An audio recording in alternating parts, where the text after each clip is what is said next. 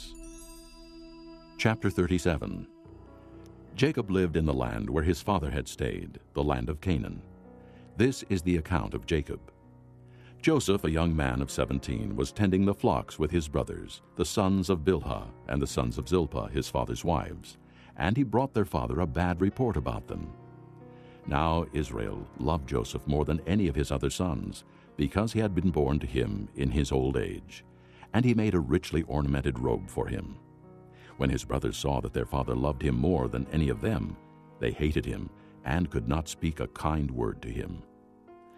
Joseph had a dream, and when he told it to his brothers, they hated him all the more. He said to them, "Listen to this dream I had.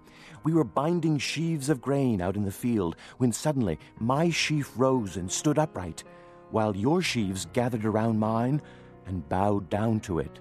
His brothers said to him, "Do you intend to reign over us? Will you actually rule us?" And they hated him all the more because of his dream and what he had said. Then he had another dream, and he told it to his brothers.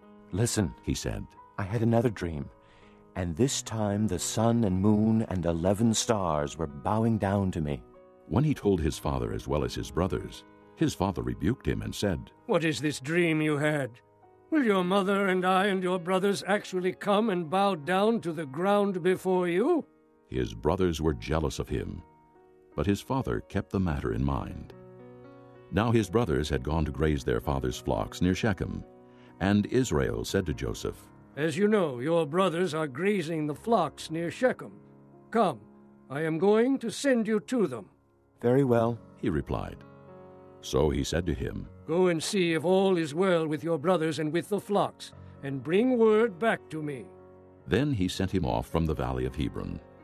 When Joseph arrived at Shechem, a man found him wandering around in the fields and asked him, "What are you looking for?" He replied, "I'm looking for my brothers. Can you tell me where they are grazing their flocks?" "They have moved on from here." The man answered, "I heard them say, 'Let's go to Dothan.'" So Joseph went after his brothers and found them near Dothan. But they saw him in the distance, and before he reached them, they plotted to kill him. "Here comes that dreamer," they said to each other. "Come now, let's kill him and throw him into one of these cisterns and say that a ferocious animal devoured him. Then we'll see what comes of his dreams."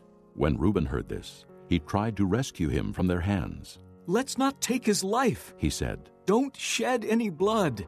Throw him into this cistern here in the desert, but don't lay a hand on him." Reuben said this to rescue him from them and take him back to his father. So when Joseph came to his brothers, they stripped him of his robe, the richly ornamented robe he was wearing, and they took him and threw him into the cistern. Now the cistern was empty, there was no water in it. As they sat down to eat their meal, they looked up and saw a caravan of Ishmaelites coming from Gilead. Their camels were loaded with spices, balm, and myrrh, and they were on their way to take them down to Egypt. Judah said to his brothers, "What will we gain if we kill our brother and cover up his blood? Come, let us sell him to the Ishmaelites and not lay our hands on him. After all, he is our brother, our own flesh and blood."